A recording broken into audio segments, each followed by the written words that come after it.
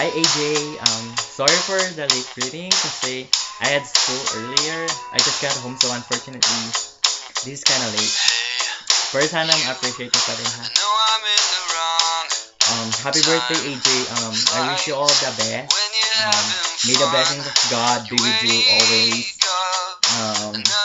Good luck in your studies, and I know you would obviously do your best. Stay what you are, tsaka wag mong papabayaan sarili mo.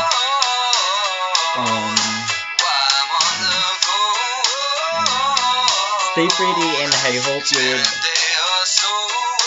have a good love life someday soon. Huwag ding makakalimot. I'll be back in no time, so just wait for me. I know, namimiss mo na ako. Don't you worry. I'm not looking anywhere. Okay, joke.